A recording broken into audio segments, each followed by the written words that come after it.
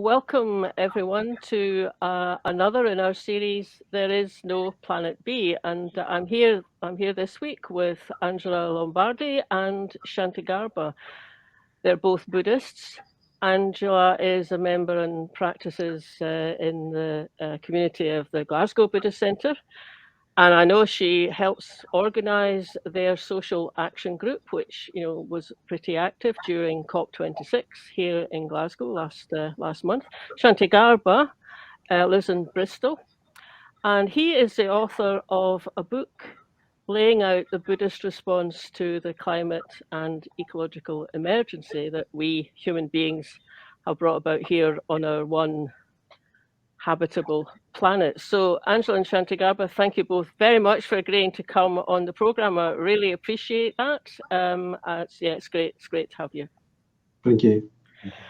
So Shantigarbha, if we begin with you, so your book is called The Burning House, and it's the subtitle is A Buddhist Response to the Climate and Ecological Emergency. Can you tell us a bit about why you chose that title and what its relevance or significance is to Buddhists and to climate emergency? Sure.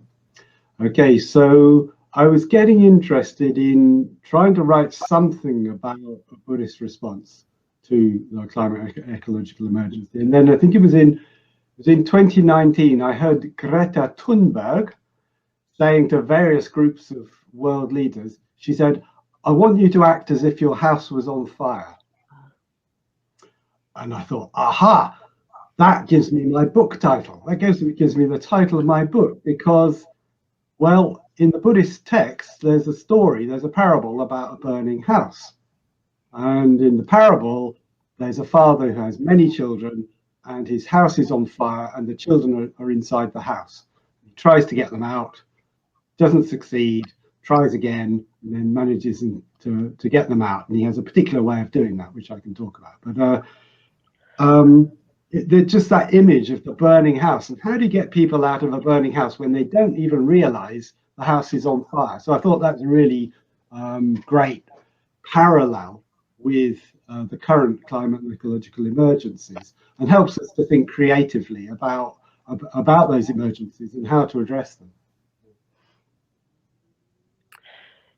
Right. So when it was published this year, I think, is that right? That's right. Just a few months ago, in August. Yes. Yeah. Just in time for COP26. That was fortunate. That was fortunate. And I know you've been doing going around the country doing various book launches, and you were up in Glasgow while COP26 was on. Is that right?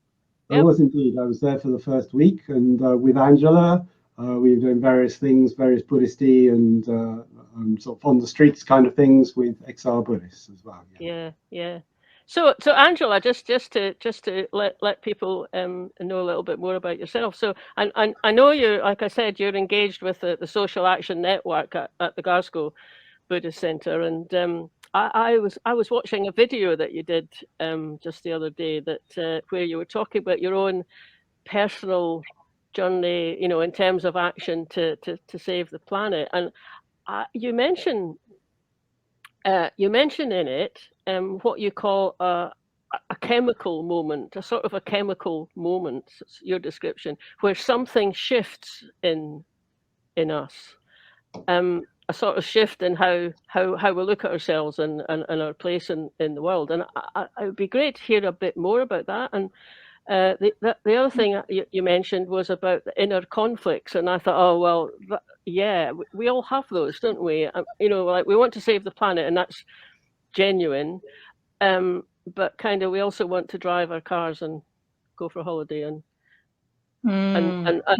maybe and we kind of quite like it that we can get relatively cheap clothes because they're made at the other side of the world. And so could you just tell us a little bit about that chemical moment? Well, yeah, thanks very much. It's actually, so it's an alchemical moment, like alchemy. Oh, right. That makes sense. Yep. So when something just kind of, you can't quite scientifically explain how you've got to a certain juncture in your thinking, but something's shifted. Yeah. And I think probably like for many people, COVID was a massive one. I remember sitting, yeah, like everybody at the end of March in my house, I'm kind of scared. Even, you know, as a practicing Buddhist, I was feeling some fear and anxiety and then grief. And it all kind of just started to come out very quickly across the first few days of lockdown. I live on my own, so possibly I was going to be a bit more, you know, prone to that initially than maybe if I'd had people around me. And I think very quickly I fell into, I don't know if listeners would know necessarily what this was, but it's a practice called Tonglen, and it's a practice where we really try and exchange a kind of real feeling for other as well as with ourselves. And it was a real way that I didn't even kind of calculatedly do it, sit down and do it. I just found myself naturally falling into it every day around dusk, around now actually, where I would just really feel this opening into grief for the world. And I suppose that at the time was a response to the suffering that I kind of was increasingly aware of, like we all were around COVID. But over time as well, it just became much more connected to the planet itself. And I think also with the kind of added downtime sitting in the house, I just got more and more into, okay, this COP thing I didn't really know much about before is being cancelled, and suddenly it felt like an opportunity. And I'm in Glasgow, and I thought, okay, I have an ethical, spiritual practice, and I need to respond. So that kind of kicked off. That just grew my, okay, I'm not perfect, I'm very flawed, I've not got a history of activism particularly, but I just need to do something. I want to do something, and how can I act, and how can I galvanize, and how can I be with others that will do that? So.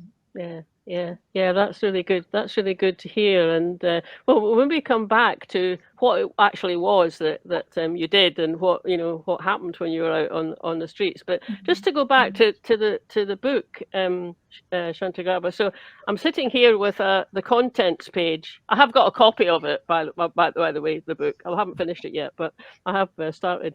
But it's just interesting, like you start off. And you're talking about a crisis, but it's a crisis of empathy. I mean, obviously there's a crisis in terms of the climate and the stability of it, and species being pressurized by that. But actually, what you start off talking about is a crisis of empathy. So you just unpack that a wee bit for us. Thank you.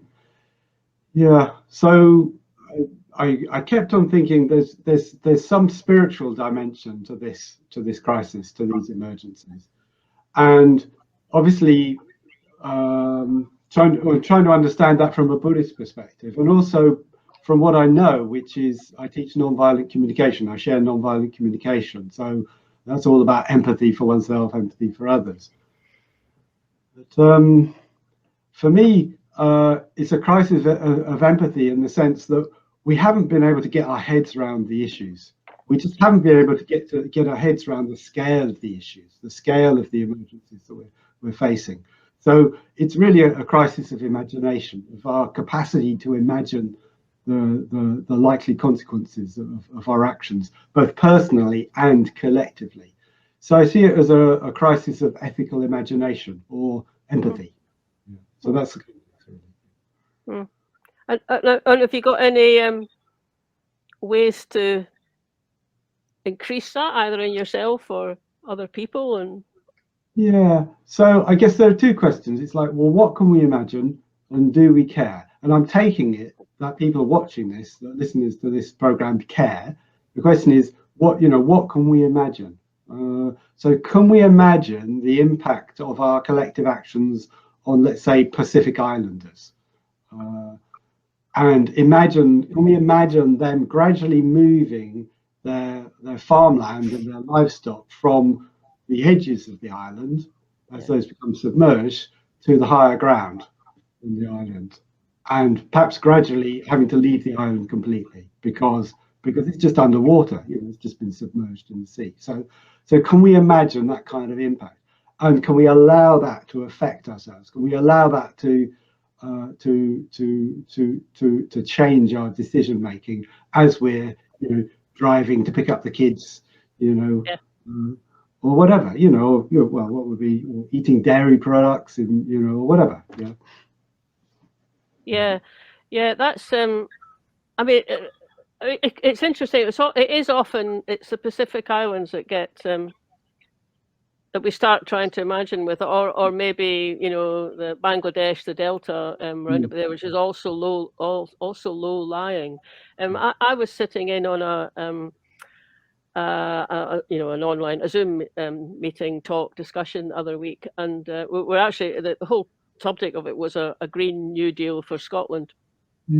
And what could or couldn't be done, and the chap who was doing the talk was talking about the effects of climate change on Scotland, and I said I asked afterwards, what maybe I don't really know what effect. So say there was a 1 meter rise in sea level or a 2 meter rise in sea level. I mean, what effect would that have on Scotland? And Craig sort of immediately said, "Oh, I've got a map. I'll put a screen share it with you." And basically, I think for 2 meters, Glasgow Airport is underwater because it's very near the Clyde. I mean, it's a good place to have it for an airport. It's, it got good approaches to it and everything, but it's very low lying.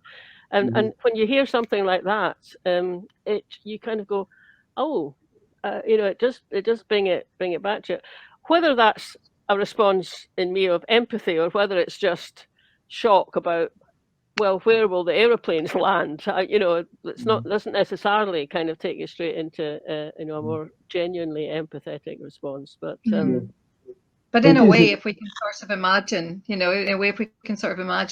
it can happen here. It's a kind of way in. I was talking to a friend in a very unrelated thing actually earlier. Sorry to just jump in there. No, on you go. There's something about just if one's not experienced something, if we've experienced something like depression, we're probably in a better place to really empathize with somebody who's got depression. And I think sometimes we can just have a real failure of imagination. And I think this is what Shantigarbha is getting at. We can have a real failure of imagination just through our lack of experience to really imagine that something's difficult. And it was the thing that, it's to do with vaccinations and tests and things. It's very current. And, just I can have my beliefs about it, which are, I'm vaccinated, and I've got people who are very strongly opinionated about that because they've maybe got, health issues. And I think I can be much more tolerant of other, other ways of looking at it. But when that person's needs are so dependent about it, so if we can sort of imagine our needs would be that we don't want to be under, if we live within 50 yards of the Clyde, that we don't want to be 2 meters, it's a way in to imagining what other people are already experiencing much more. So, I don't think it's a bad thing to actually get a bit self-referential. It's not, we have to get ourselves in there really, actually. Yeah, no, that's very true. And actually, when this chap put the map up, it was the 3 main rivers in Scotland. So the Clyde, the Forth, and the Tay. And they're estuaries, and then quite far up the river, so as far as Perth, up to Stirling, beyond Glasgow, you could see there was what I know from there is really good farmland, and it's being inundated. Some of it will be actually inundated, and then there'll be more around about that where the water tables change, so that the ground would become inundated with salt and everything, and make it much less fertile, if at all fertile. So it does bring it home to you. So just carrying on. Yeah, go on. So last time CO2 levels in the atmosphere were this high was about 3 to 5 million years ago, as far as I recall. And at that point, sea levels were 10 to 20 meters higher than today, just to give you an idea of how it might balance in terms of CO2 levels. And actually, this is something that's very difficult for us to get our heads around. It's that it turns out that human civilization is highly vulnerable to sea level rise. Most of the main the most populous cities in the world are built by the sea, very close to the sea, on the sea, because of ports, because accessibility to ships. So it turns out we're exceedingly vulnerable as a species in our major cities to sea level rise. We didn't realize that. It's like we just kind of, that's what I mean by empathy, by imagination. We're struggling to come to terms with the issues and the scale of the issues. Yeah. So having thought a little bit about that ability to empathise, and that maybe there's a crisis of us not empathising enough at the moment, but empathy itself does lead into thinking about the ethics of the situation, doesn't it? Because if you empathise with something, actually you don't want them harmed, or you wouldn't want to harm them yourself, and hopefully they'd feel the same. So that does take us into ethics, and you've got a chapter in the book that's called environmental ethics. Could you say a wee bit about that? Yeah. So yeah, from this point of view, empathy is our ethical imagination. And I talk about, from a Buddhist perspective, we've got various reasons why we might be engaged, why we could be engaged in environmental action. One of them simply is just self-interest. It's like we don't want to foul our own nest, as individually and as a species and for future generations. And a particular interest we've got as Buddhists is we want to preserve the kind of atmosphere where humans can thrive. So enlightenment can still be a possibility.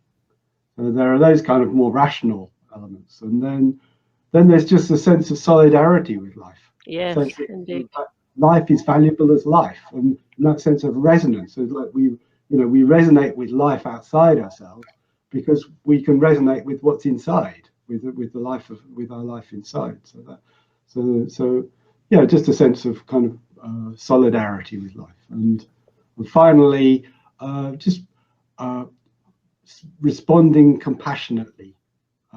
When we see suffering, we want to alleviate it. So responding compassionately in a spontaneous way without thinking too much about it. So those are the kind of elements I'd want to draw on, in terms of a Buddhist response, a Buddhist ethical response to the climate and ecological impact. Yes. So I mean, at the heart of Buddhist practice, there's a sort of statement that, unfortunately, for a lot of we human beings, we don't really act on the basis of compassion and wisdom. Unfortunately, we often act on the basis of greed or hatred of even, and underneath that, a delusion about how things really are. So I mean, it strikes me that the whole thinking about the response of, well, certainly the response of governments, and even more so the response of corporate from corporate pressure is on greed. So it's such a deep set mental approach to things. I mean, and I mean, I'm saying them as if we all do, we're aware of it and we all do it consciously, but it's not like that. It's much kind of deeper down in us. On the other hand, also deeper down in us is the capacity to turn that around and behave on a basis of wisdom. So do you touch on that in the book? Yeah, well, I think there are a couple of things there. One is greed, hatred, and delusion. They were formulated by the Buddha as kind of personal kind of things which affect us personally. However, what we're dealing with now is corporatized greed, hatred, and delusion. So you mentioned corporations. Or at the advertising industry, that is corporatized, institutionalized greed. And hatred, well, institutionalized hatred is the military-industrial complexes in the world, which have an enormous influence on government policies around the world, national policies around the world. And then delusion, what could that be? I don't know. Well, like the media, I would say perhaps the media, fake news of the media generally. Yeah. So we're dealing with institutionalized greed, hatred, and delusion. And I think there's an element of the delusion part is when there's an element of willfulness to it. It's not. We could claim that we didn't know about these issues. However, some people did, and they Yeah. suppressed that information. Like ExxonMobil did studies in the 70s, I believe, quite accurate studies about CO2 constant burning fossil fuels, CO2 concentrations, and temperature rise. Pretty accurate, it turns out. But they suppressed that information, and they entered into massive campaigns of disinformation, of challenging that view. So there's an element of the unskillful part is the element of willfulness, of willful ignorance, and that includes me and in my life as well. Yes, and I mean, so a quite common response to that, especially thinking about the corporate, willfully ignoring, suppressing information like that. A common response in people who do care about it is one of anger. Now, anger can be motivating. It can motivate us to get up and get out and do something. But do you think that's okay to start off with, but maybe in the longer term, we need to do something a bit more skillful than that anger? Yeah, well, I think in the long term, compassion is the only fuel that's going to be sustainable for us, to act in relation to the climate and ecological emergencies. However, a lot of my energy, a lot of other people I meet, their energy is in anger. So the question is, I don't want to demonize that. I want to find the life in it. I want to see if I can find the life in my anger. So, well, actually, what I notice is, more often than not, the when I really go deeply into the anger, it's about care, it's about protection, it's about wanting to protect the world and protect the opportunities of future generations. So the kind of opportunities I've had to enjoy life and enjoy the natural world, I want those to be there for future generations. Actually, I can feel the heat rising right now, even when I say that. I want those opportunities to be there for future generations. I don't want to be a person who's handed on a kind of dud world, or a kind of semi-uninhabitable world where people are always worrying about about the next extreme weather event, or sort of sea level rises or what have you. I don't know, Angela, have you got is there something you'd like to add to that? I'd love to share. Yes, it's such a good point. In fact, it's kind of pivotal, really, for Buddhists. we want to be coming from, we want to be acting from helpful mind states, I guess, and always, or certainly as much as possible. And in that old adage, we want to be part of the solution, not continuing the problem. So I think I'd love to share this experience that happened to me sitting in week 1 outside Barclays. So we don't mean anything personal to any of the staff in Barclays.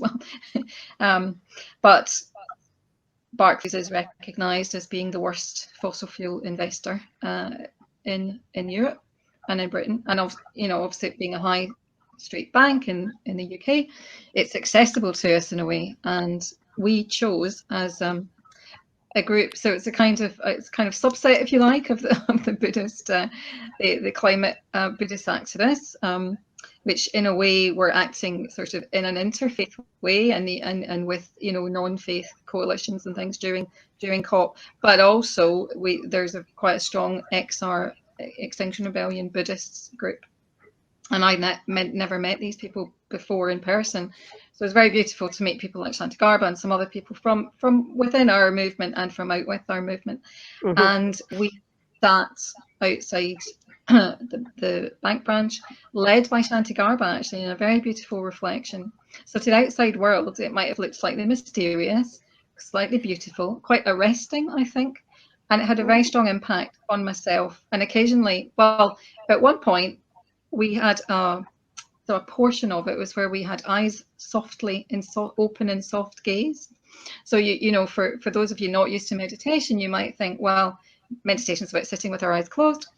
And apart from those moments where I was just kind of too nosy to not to be able to keep my eyes open anyway, but there was this third portion where we sat eyes in soft gaze, and it was almost like, I don't know if you remember from the 70s being a kid, or however old you were, there was a thing called a viewfinder, and I felt like I was sitting looking at the world on Argyle Street through a viewfinder, and suddenly this compassion it was like I was just watching the flow. I was watching this flow of life and human beings, and somebody was singing, and it wasn't the best singing, but it was singing. It was pretty good. And there was something in that, just in where we were with this peaceful, meditative practice, reflective practice, based on a kind of generosity. It was different hand gestures.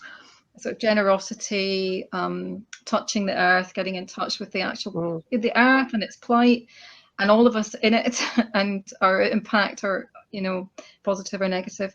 And then this beauty of beings connected with, and I'd never had this sort of expressed in my mind before specifically.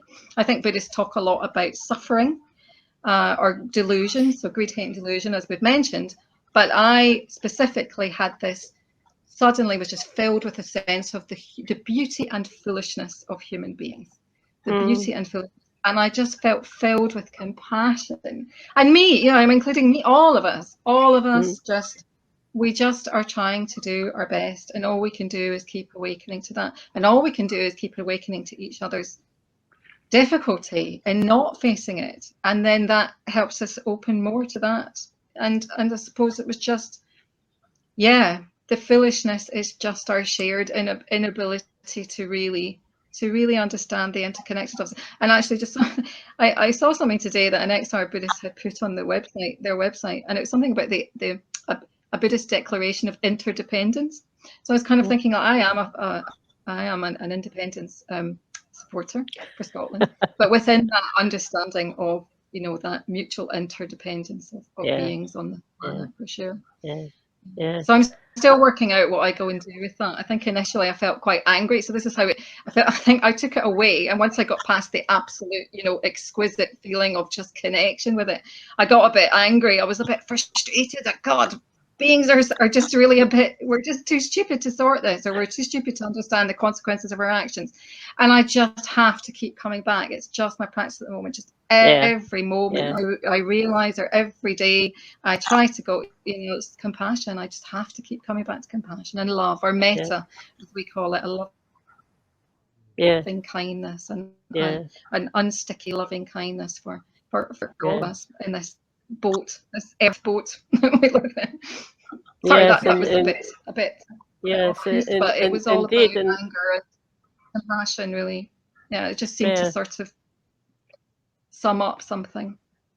Well, it's interesting. I was at a meeting last night, an XR meeting, Extinction Rebellion meeting last night, and one of the people who was giving a little bit of a talk mentioned that film with Pete Postlethwaite called The Age of Stupid. It's from a must be 1990. I can't quite remember when it came out, and I remember when I watched it, and I mean, she was saying what a big effect it had on her. It actually impelled her into doing something, and it had quite an effect on me actually when I saw it as well. And it's fair enough, The Age of Stupid, because we see there's a problem. We know what the solution is, but we carry on doing the same things, and then we wonder why we carry on getting the same results. So it kind of is fair enough, The Age of Stupid. But there's another kind of connection to make, isn't there? And it's maybe a bit more like the one that you have just described, Angela. Because when I was listening to you on that the other video that you did, and when you mentioned that alchemical moment, actually what that reminded me of was it's a book called The Atom of Delight by Neil Gunn. So Neil Gunn was a Scottish writer writing in the kind of 1930s, 1940s, I think. Was he the Silver Darlings guy? Yes, he wrote about the Silver Darlings. So that was all about the effect of the clearances on Scottish rural populations. But The Atom of Delight is a bit more of a biography, and actually it's often described as a spiritual biography. And so his phrase, the atom of delight, I looked up how he defined it, and he says it's those moments where your sense of self become part and parcel of your sense of the world about you, and where your normal self and other boundaries disappear or dissolve, at least momentarily. They dissolve, and then the experience of that is a delight. And I mean, I think I just sort of like that it's called a delight, because it makes it a bit more accessible. It's a momentary thing maybe, but it's such a experience of, well, you mentioned beauty, Angela, so beauty and delight and connectedness. And he also talks quite a bit about then an awareness of interdependency, how he's affected by what's happening on the hillside, and what effect he's had on the hillside, and what effect his ancestors have had. But more importantly than that, he kind of talks about it as it's a way to live differently. If you could just capture the essence of it, you won't feel it all the time, but if you could capture the essence of it, gives you a kind of a key to unlock a different way of living differently. And actually, since then, I remembered that Neil Gunn, although it was 1930s, he was talking about. Apparently, he was quite influenced in his thinking by Zen Buddhism. So anyway, these things are all kind of maybe helping us get to like key moments when something happens that's a bit out of the ordinary, but then trying to keep hold of it in a way that's that's helpful. That's a difficult and there's thing. something a little bit more I'd like to say, because obviously I don't, I'm not advocating to anyone that we get stuck in this thinking about our mutual and common foolishness. I think what the beauty aspect of it,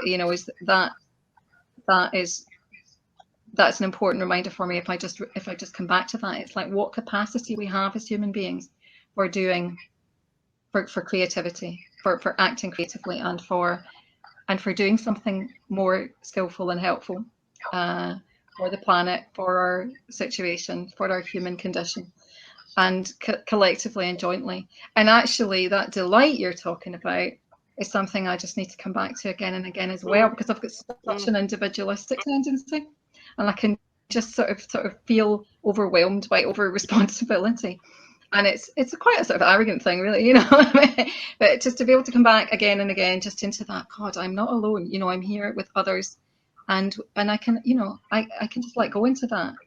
And there's a trust that needs to be there, an understanding of this, you put something good into action, and something good may well come out of it. We can't really know, and it's part of the Buddha's teaching, isn't it, on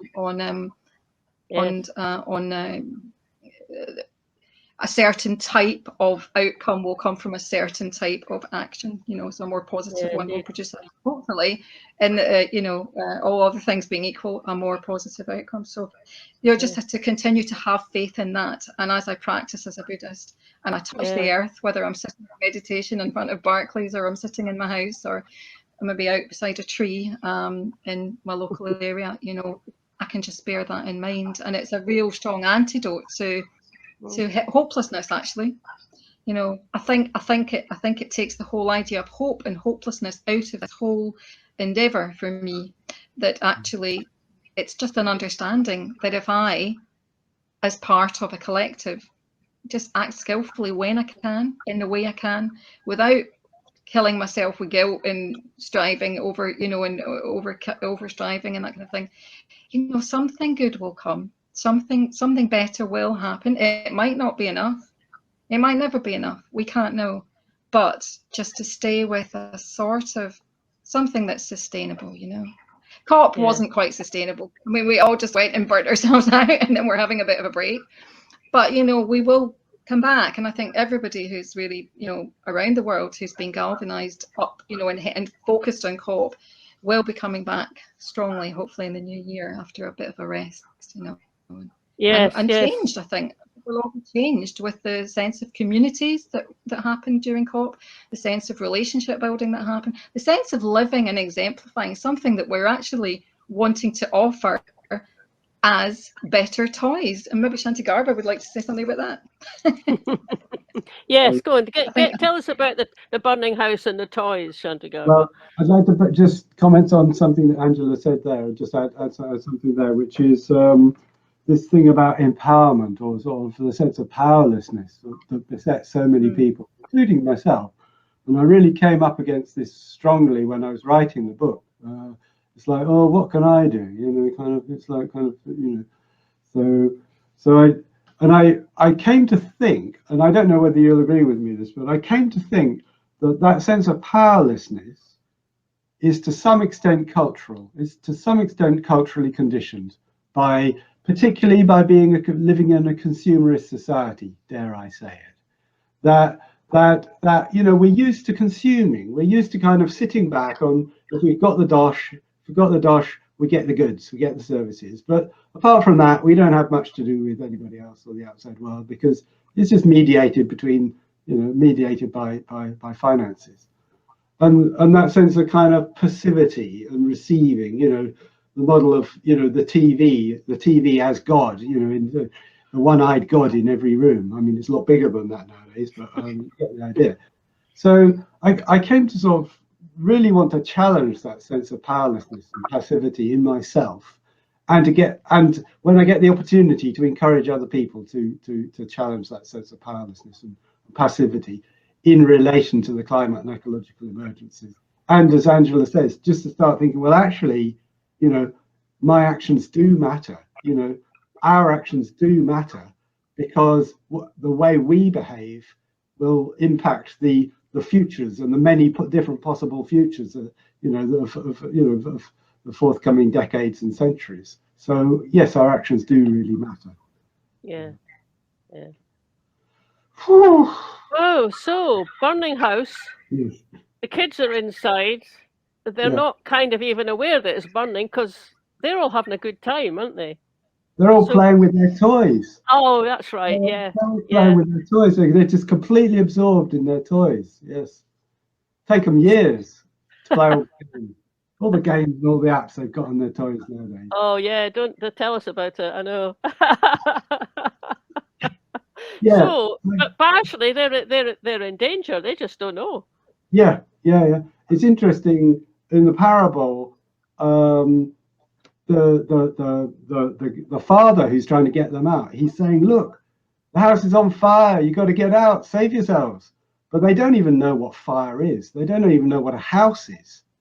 So they haven't got a common vocabulary or common understanding of, you know, what's going on. So, and he tries. He tells them to get out because the house is on fire. They take absolutely no notice. They just carry on playing with their toys. And but then he has a kind of flash of inspiration, and he knows what kind of toys they like. He knows what kind of toys each one of them likes. So it's a kind of empathic sort of move that he has a sense of what kind of toys they like. And then he tells each one of them, "Hey, I've got this wonderful toy outside. It's even better than the ones on TV, and you can play with it till bedtime." And of course, they come rushing out of the house, fighting themselves, jostling to get out, to be first to get out of the house, you know, to safety. So of course, once they're outside the house, he's able to give them wonderful toys that they couldn't even imagine they received. But what I like about this parable is it gives me an idea that particular appeals are probably going to be more effective than general appeals, than generalized appeals. Yeah. There may be many different kinds of appeal, not necessarily one. I don't think there is just one appeal. I think different people are going to be motivated by different things. So it's worth just reflecting on that. So, you know, on what kind of toys are going to get people out of the house. So I ask this as a question when I do my book launches. I say, okay, what's going to be our cry of inspiration? What's going to get those people out of the house? And then people come up with all sorts of different responses. Oh, well, that's fascinating. What do they come up with? I was just trying to think of some myself, but what do people come up with? All sorts of different things. Well, actually, one guy, it wasn't quite what he said, but it was just the way that he said it. This is a member of the Triratna Order. When I asked in Brighton at the Brighton Buddhist Centre, I asked this question, and he said, I'll try and do it for you. He said, well, we just need to get together. Like that. So there was something quite profound about that. It's just, and the way I understood it was, we need to put our heads and our hearts together about this and acknowledge what's going on and look at what resources we've got to address the situation. How can we address the situation proportionately to the scale of it? So that's something that sticks in my mind and in my heart. It wasn't so much what he said, it was just how he said it. Well, we need to get together, we need to come together about this. Yeah. We would go a long way, actually, if we could manage to do that. I mean, when you were talking, I was thinking, oh yeah, so what would what would get? I mean, I could sort of see that with some people, especially people who've maybe got younger children, the thought of what their kids' lives are going to be like in 20 years, and when they're adults, what they're going to what they'll be coping with.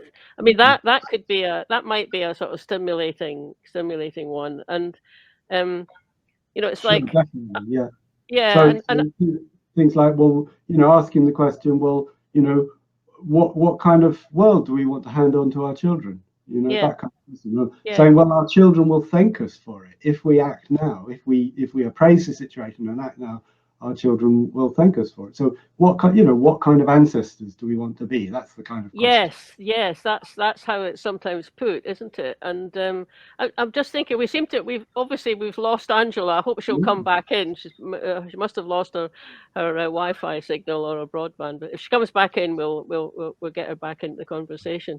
Yes, that one, and the other thing that just came to mind as you were talking, which was maybe being prompted by having been thinking about Neil Gunn and his writing, because he's a very poetic writer, and his novels are all set in Scotland at various times, and present and historic.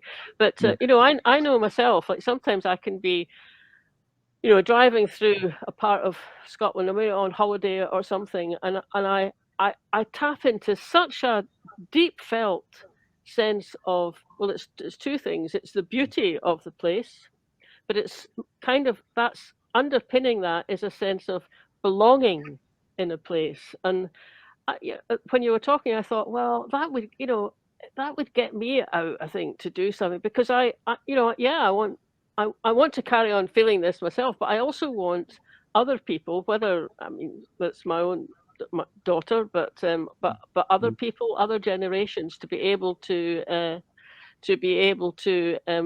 experience that, and to think of us carrying on in the way that we're going, then actually the land itself will be changed, but also our ability to kind of have even the leisure to drive round it may well disappear. So welcome back, Angela. We obviously lost you for a bit there, but thanks for coming back in. So you mentioned beauty and belonging. Now, down here in the south, we haven't got the benefits of the highlands and the beauty. So come up to visit you to enjoy the beauty of the highlands. However, when I almost always hear people talking about David Attenborough and the beauty of the films that David Attenborough has been involved in. So just that sense of beauty and the love that comes from that, I think that's absolutely crucial, because if we don't love it, we're not going to be protecting it. We're not going to have any interest in protecting it. If we don't love it and have a sense of belonging to the highlands or sort of the earth generally, we're just not going to be motivated to care for it and protect it. So I think that is really, really crucial, that sense of beauty and belonging. Yeah. So I'm just looking at time, and we've been sitting here talking for 45 minutes. Actually, it's amazing. It's amazing how quickly it passes. And I know Angela's. Oh, I think she's gone. I think she's having difficulty with her own feed there. But Anything else you want to say just before we finish, Shantigarbha? Final thoughts? Final thoughts. Your last chapter is called Final Thoughts, The Beauty and the Terror. Yeah. Wow. Well, in the last chapter, I kind of head for the cliff and sort of face the cliff, of both acknowledging the beauty of life and also the terror of the risks that we're facing, the risks that we're bringing into the earth, into the earth's atmosphere, and trying to learn to appreciate that beauty and recognize that it really is impermanent, that it recognize it may not last, and sort of all the more appreciate that beauty, the beauty of the natural world because of that, because it is ephemeral, it is somewhat, Yeah, I was certainly thinking about I think Shantigarbha's point about it being quite important to try to be alive to what particular better toys people have in mind, or that would appeal to people's, different people's imagination. And I think it's a real lesson that there's a principle, I think, an important principle, that when we try to talk to people who maybe aren't galvanized around these emergencies that we're facing yet, who are just really distracted by everyday problems, who really struggle. And there was a very a very tender incident in the second time we sat outside Barclays. We went to that huge big building on the other side at Tradeston, the other side of the river. Yeah. In week 2, Shantigarbha left during COP, and we were crossing the bridge, that little bridge, in very sort of quiet procession. And we had blackbirds with us, some Extinction Rebellion people dressed up as blackbirds. They're known as the blackbirds from Frome. And they're so tender. And there's one of the number reads out the story and how they're worried about their future and how they're kind of, suppose, canary in the coal mine to an extent. And there were 2 young women crossing the bridge as we crossed. And in response to the tweeting of the blackbirds, one of them said, "Birds, shoot the birds. I've got enough problems feeding my wains," And I think we've really got to try and remember what's important to people and how we can make it relevant, and how we can make just. I only caught that last line of what Shantigarbha said, which is, the beauty and tenderness and preciousness of this one and only planet. There ain't no planet B, as your program says, and I think that's really important. I think it's all too easy, I know, for myself to just go in, with tackety boots and try and go, well, but you need to try and do this, and this is important, and da-da-da. But it's balancing that, God, we don't have much time, this is an emergency, with let's try and really make it as relevant as possible. That's a good place to end on, I think. And it is interesting, isn't it, when like you walking over the bridge, and then there's black crows with you, and they do images like that. I mean, actually, ones that are kind of come to life in that instance have an effect, don't they? Sometimes a surprising effect. Again, while COP was on, I went over to Govan one afternoon when Storm, the puppet, the big puppet Storm, was, well, she came out of the Clyde as was meant to be. Didn't really, of course, but actually she kind of did, and walked along to a bit further along Govan to a place called the Govan Graving Yards.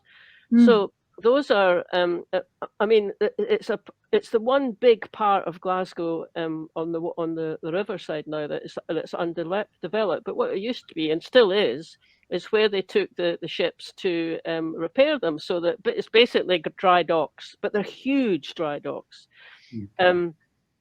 So Storm went along there, and I went along there as well with my camera. So I tend to do, I do tend to get a bit engrossed in just taking the photographs and, you know, doing a little bit of video. But at this point, there's something so striking about that puppet. And then there was also one there, a smaller puppet, but still bigger than life size, called Amal, and she was there representing, you know, refugees coming, you know, leaving their homeland for whatever reason.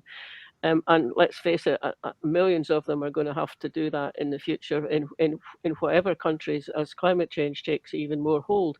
But there was something very, it was so poignant, because Storm, so I don't know how tall she was, but 5 meters at least, and she was rising to her full height. And yes, it's all done mechanically, but still, this quite beautiful figure was rising to her full height. And the graving docks they're not completely opposite to where the UN Blue Zone was for COP. They're a little bit downriver of that.